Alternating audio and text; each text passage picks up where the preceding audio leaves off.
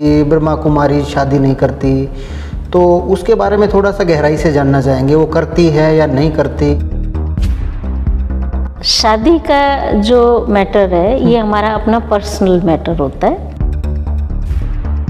जो आपका पहनावा होता है, ज़्यादातर हमने देखा मोस्टली 99% जो ब्रह्मा कुमारी वाले होते हैं, ओम शांति वाले होते हैं, वो सफ़ेद कपड़े ही पहनते हैं।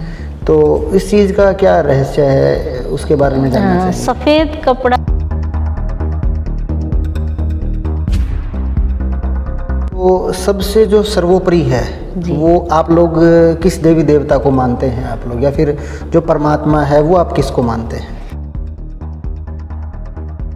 ओम शांति में पुनर्जन्म को माना जाता है।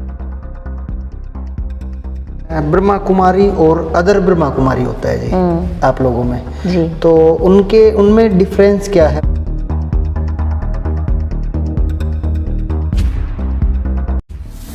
आप देख रहे हैं हरियाणा 36 लाइव, 36 बिरादरी की आवाज़।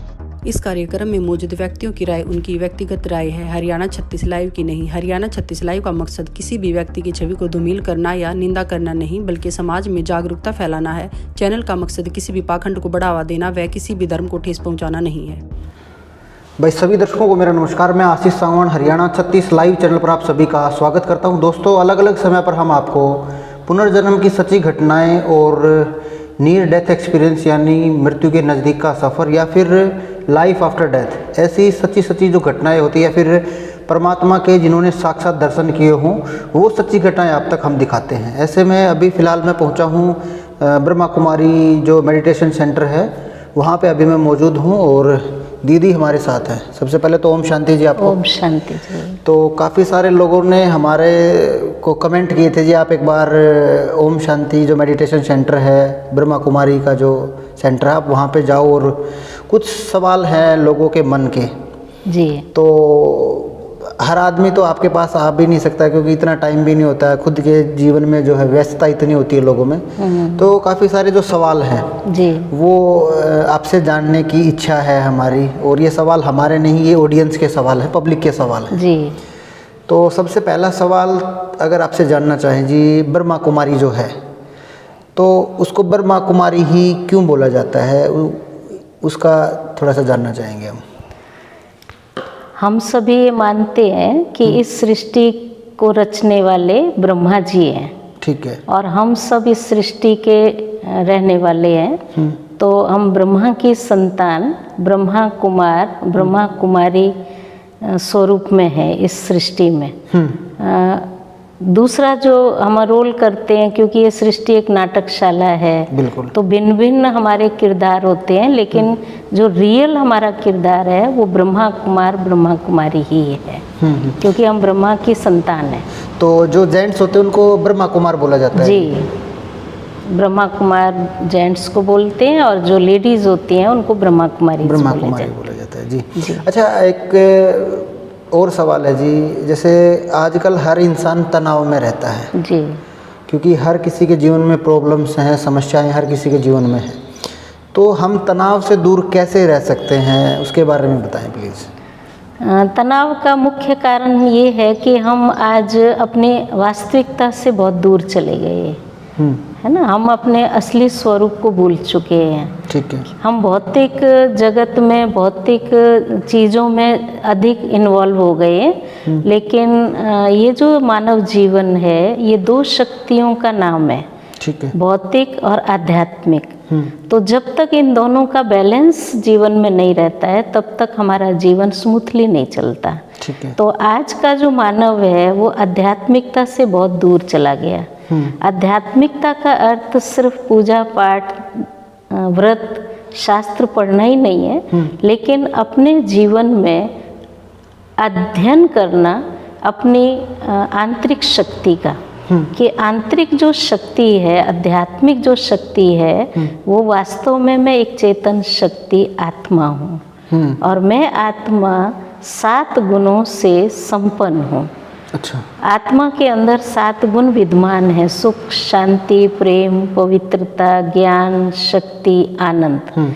तो ये 7 गुणों का जब हमारे जीवन में विकास होता है और वही जीवन को तनाव से मुक्त करता है। क्योंकि तनाव का कारण क्या है? तनाव का कारण है देह का अभिमान। आज मटेरियल वाली स्थिति जो आज हमारी ज़्यादा हो गई है। दूसरा, हम भौतिकवादी हो गए हैं। तो जब तक हम अपने वास्तविक स्वरूप को और अपने वास्तविक गुणों को जीवन में अनुभव नहीं करेंगे, तब तक हम तनाव से मुक्त नहीं हो सकते। तब तक तनाव से मुक्त नहीं हो सकते जी। अच्छा, जो सवाल हैं जी, काफ़ी सारी लिस्ट है, लोगों ने भेजे हैं हमें सवाल। तो क्या जो ब्रह्मा कुमारी है सेंटर वाले हैं, या फिर ओम शांति जो है, क्या ओम शांति वाले जो देवी देवता हैं हमारे, तो उनको मानते हैं आप लोग? हाँ, देवी देवताओं को हम मानते हैं, लेकिन सिर्फ हम पूजा करना ही पर्याप्त नहीं समझते। अच्छा। हम ये जानते हैं कि जो देवी देवता हैं उनके जीवन में जो मौलिक गुण है, सत्यता है, पवित्रता है, सहनशीलता है, धैर्यता है, मधुरता है, इन गुणों को हम अपने जीवन में उतारें।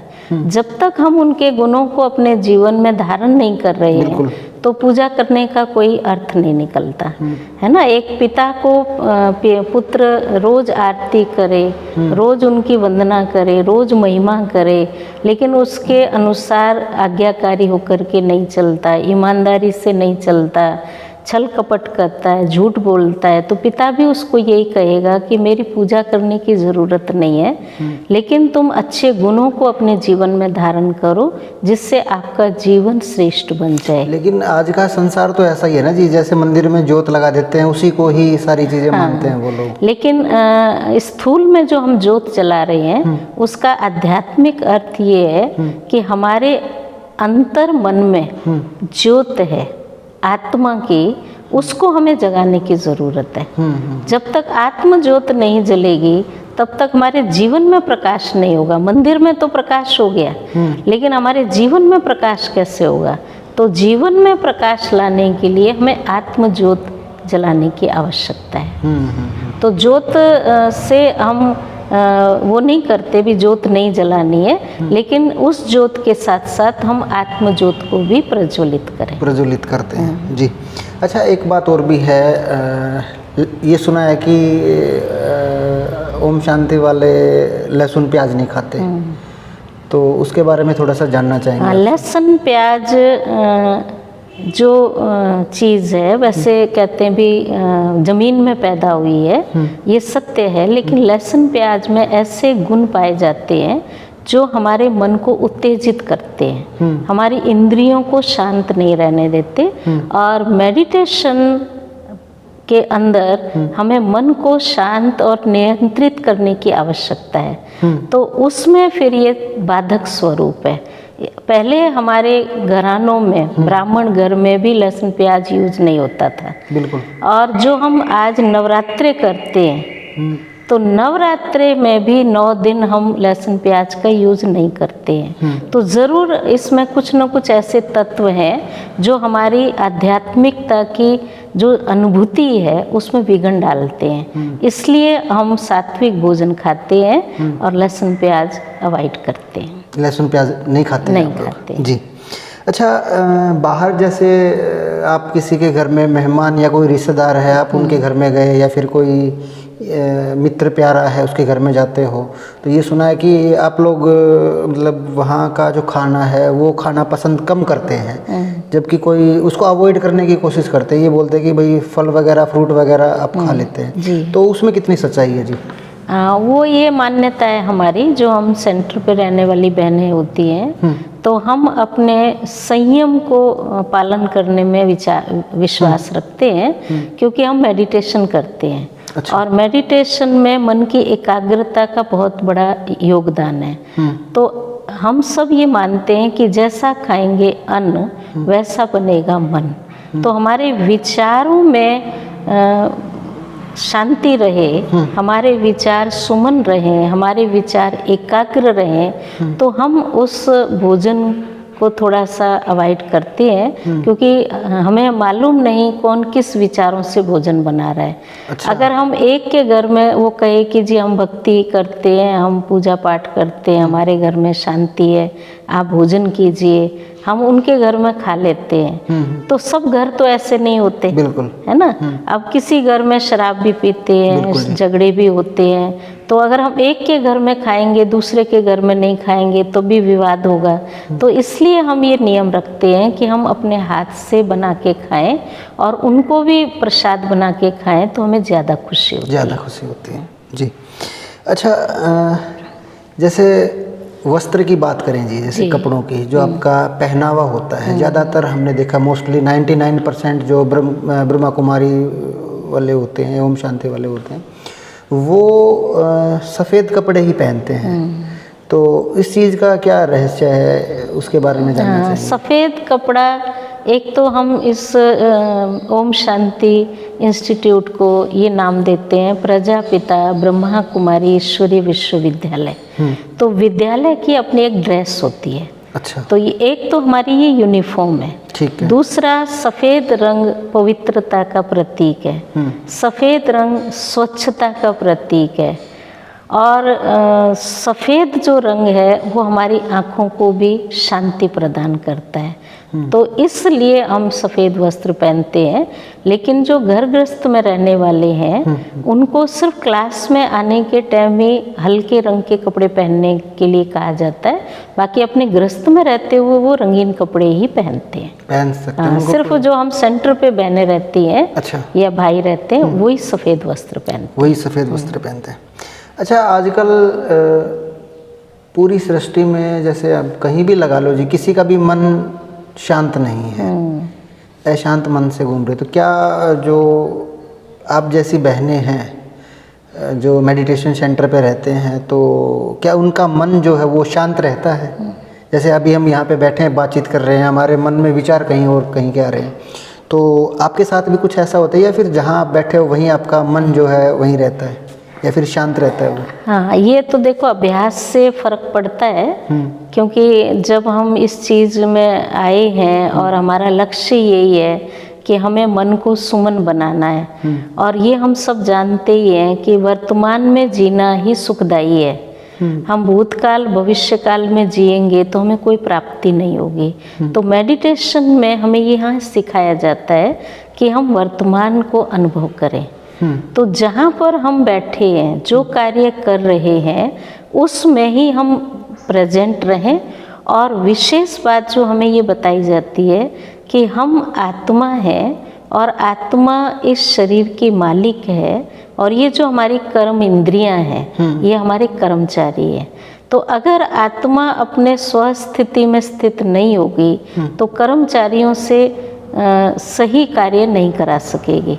राजा सिंहासन पर बैठकर ऑर्डर करता है तभी कर्मचारी कहना मानते हैं, है ना। तो हम आत्मा है, ये हमारी कॉन्शियस रहती है, और हम आत्मा उस परम पिता परमात्मा की संतान है। तो जैसे हम ये यहाँ सीखते हैं कि हमें कर्म तो करना है, लेकिन सिर्फ कर्म नहीं करना, लेकिन हमें योगी रह कर के कर्म करना है। तो कर्म योगी का अभ्यास यहाँ कराया जाता है। तो हम आत्मा है और परम पिता परमात्मा की संतान है, और कर्म इंद्रियों से हम कर्म कर रहे हैं, ये हमारी यहाँ प्रैक्टिस होती है। तो हम अधिकतर ये अनुभव करते हैं कि हम एकाग्र बुद्धि से ही अपना जीवन व्यतीत करते हैं। जैसे आपने कहा जी परमपिता परमात्मा की बात आपने कही, तो सबसे जो सर्वोपरि है वो आप लोग किस देवी देवता को मानते हैं आप लोग, या फिर जो परमात्मा है वो आप किसको मानते हैं? हाँ, परमात्मा आज विश्व की मान्यता परमात्मा के विषय में अगर हम टोटल देखें तो निराकार को ही माना जाता है। और ब्रह्मा कुमारीज में भी परमात्मा को हम शिव के रूप में मानते हैं, और शिव भी वो जो हम मंदिरों में यादगार के रूप में जो शिवलिंग की प्रतिमा बनाते हैं, वो शिव परमात्मा की ही यादगार पूजने के लिए हमने चिन्ह बनाया है। अच्छा। तो परमात्मा सर्वधर्म मान्य निराकार ज्योति स्वरूप ही है। तो इसलिए परमात्मा तो परम आत्मा है वो भी आत्मा, लेकिन वो परम आत्मा है और वो परमात्मा निराकार है, ज्योति है। तो निराकार का अर्थ ये नहीं है जिसका कोई आकार नहीं। निराकार का अर्थ है जो शरीर रहित है, जिसको शरीर नहीं है, वो एक ज्योति है, वो प्रकाश है, जिसको सभी धर्म वालों ने माना है। मुस्लिम धर्म में भी मक्का मदीना में जाते हैं तो वहाँ पे भी चिन्ह ज्योति का है और वो भी कहते हैं नूरे इलाही, कि परमात्मा जो है वो नूर है। क्रिश्चियन धर्म में भी क्राइस्ट ने कहा है गॉड इज लाइट, परमात्मा लाइट है। और जापान में भी अगर हम जाते हैं तो वो भी शालिग्राम का चिन्ह बना करके ज्योति में अपना मन बुद्धि एकाग्र करते हैं। नेपाल के अंदर भी ज्योति के स्वरूप का ही यादगार का मंदिर है। और अपने भारत देश में भी जितने भी मंदिर हैं आज, कोई मंदिर ऐसा नहीं है जहाँ शिवलिंग की प्रतिमा ना हो। अमरनाथ जाइए, केदारनाथ जाइए, बद्रीनाथ जाइए, सोमनाथ जाइए, 12 ज्योतिर्लिंगम चारों दिशाओं में प्रसिद्ध मंदिर है। तो वास्तव में परमात्मा का जो स्वरूप है वो ज्योति स्वरूप है। तो ब्रह्मा कुमारी में ज्योति स्वरूप को परमात्मा माना जाता है। और जो देवी देवता स्वरूप में है वो देव आत्मा है, वो महान आत्मा है, वो श्रेष्ठ आत्मा है, जो अपने जीवन को यहाँ सृष्टि में जी करके गए हैं। तो देवता भी देव स्वरूप है, लेकिन वो मानव स्वरूप में है। तो उसको हम परमात्मा स्वरूप नहीं लेकिन देवता स्वरूप मानते हैं। उसमें आप शिव को मानते हैं? हाँ, और परमात्मा जो है वो शिव को मानते हैं। बिल्कुल जी। अच्छा, ओम शांति में पुनर्जन्म को माना जाता है जी? जी, पुनर्जन्म को माना जाता है। और पुनर्जन्म में हम ये मानते हैं कि जो 84 लाख योनियाँ भोगने की बात है, तो 84 लाख योनियाँ भोगना अर्थात आत्मा, मानव आत्मा, मनुष्य आत्मा 84 लाख जानवरों का शरीर धारण करके भोगना भोगे, इसकी बजाय मानव स्वरूप में ही वो अन्य जानवरों की भोगना भोगता है कर्मों के अनुसार। मानव को कुत्ता बनने की ज़रूरत नहीं है, लेकिन उसने अगर पिछले जन्म में अच्छे कर्म नहीं किए हैं, उस जैसे कर्म किए हैं, तो आज मानव भी कुत्ते की तरह अपना जीवन व्यतीत कर रहा है। आज मनुष्य को गधा बनने की ज़रूरत नहीं है, लेकिन गधा फिर भी बोझा ढोता है, अपना भोजन खाता है, वो सुखी है। लेकिन आज मानव जो है गधे की तरह कार्य कर रहा है, फिर भी संतुष्ट नहीं है, खुश नहीं है। तो कर्मों के अनुसार जैसे उसने कर्म किए हैं उसके अनुसार मनुष्य शरीर में ही वो अन्य योनियों की भोगना भोगता है। और ये तो हम सब मानते ही हैं कि आत्मा जो है वो इस भौतिक शरीर में एक चिप की तरह है। तो जो हम इस जीवन में कर्म करते हैं वही कर्म हमारी आत्मा में रिकॉर्डिंग हो जाते हैं, और उसी रिकॉर्डिंग के अकॉर्डिंग हमें अगला जन्म प्राप्त होता है। हमें घर मिलेगा, परिवार मिलेगा, धन मिलेगा, सब उसी के अनुसार मिलता है। तो ये हम मानते हैं कि पुनर्जन्म होता है, लेकिन पुनर्जन्म अगर हम मानते हैं तो सिर्फ ये नहीं मानते कि पुनर्जन्म, लेकिन हम कर्मों पर भी ध्यान देते हैं। जी। अच्छा, आपने बताया मेडिटेशन की बात, जो बताया कि आप मेडिटेशन को सर्वोपरि मानते हैं जी। तो कई बार ये होता है कि ध्यान में कोई ऐसा है आपके नियर में, या फिर आपने कहीं देखा हो ब्रह्मा कुमारीज में कि उन्होंने कहीं किसी देवी देवता के साक्षात दर्शन किए हो एक मेडिटेशन की प्रक्रिया के थ्रू, तो क्या ये पॉसिबल है? हाँ जी। क्योंकि जब मन की एकाग्रता बन जाती है और मन में वो श्रेष्ठ भावना जागृत हो जाती है, तो उस भाव में जैसी भावना रखते हैं वैसा साक्षात्कार उनको होता है जी। तो कोई आपके आसपास कोई ऐसा है जानकारी में कि उसको कभी आप किसी इंसान से मिले हो जिसने साक्षात दर्शन किए हो मेडिटेशन के थ्रू, किसी से मिले हो आप लोग? ऐसे बहुत हमारे विद्यालय में भाई बहन हैं। अच्छा। जिनके जीवन में परिवर्तन आया है। अच्छा। जो अपने जीवन को समाप्त करने के कगार पर थे कि हम जीना नहीं चाहते, उनको कोई लॉस हुआ, जीना नहीं चाहते, लेकिन जब वो ब्रह्मा कुमारी ईश्वरी विश्वविद्यालय में आए और यहाँ की शिक्षाओं को उन्होंने धारण किया, तो उन्हें ये अंदर में एक आश जाग गई कि मुझे जीना है, और जीना है मुझे इस विश्व को परिवर्तन करने के लिए, श्रेष्ठ बनाने के लिए। और कई ऐसे हमारे अंदर नशे होते हैं, है ना, कोई शराब का नशा, कोई बीड़ी का नशा, कोई चेन स्मोकर होते हैं, और वो भी जब विद्यालय के अंदर आते हैं और यहाँ की शिक्षाओं को ग्रहण करते हैं तो टोटल इनसे मुक्त हो जाते हैं। ऐसे बहुत भाई बहन अपने विद्यालय में हैं। अच्छा, एक अहम सवाल है जी आपसे। जी।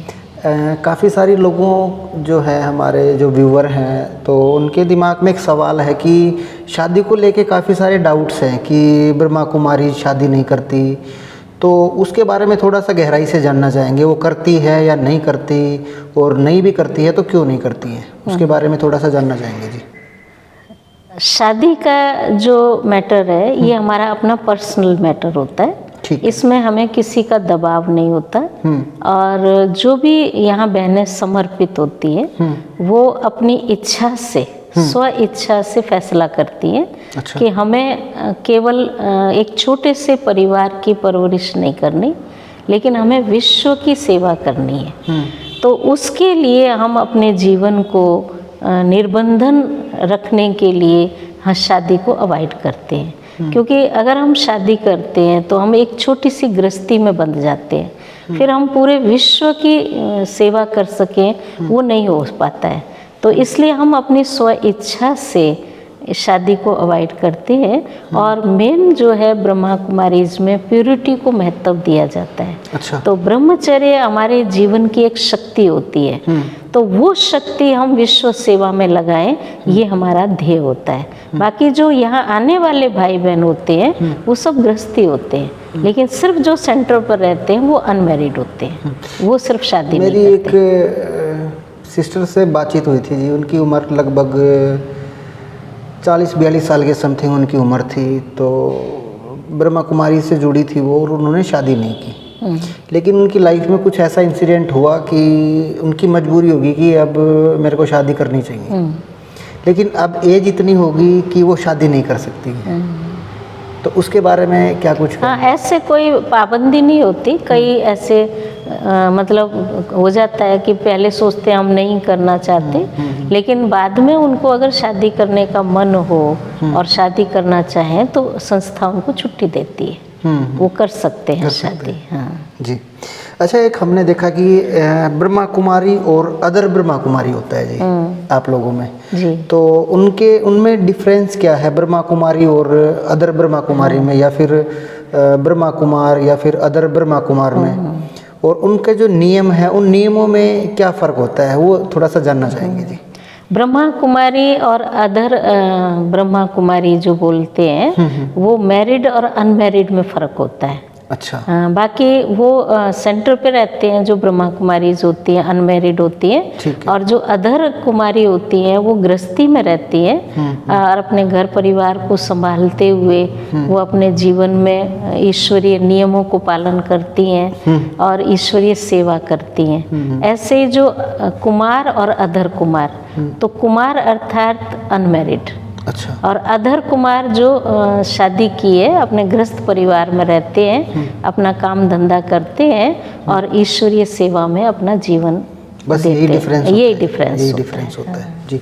अच्छा, हमारे देश में काफ़ी सारे धर्मगुरु हैं जी, काफ़ी सारी संस्थाएं हैं, तो अलग अलग संस्थाएं अपना नामदान देती हैं जी।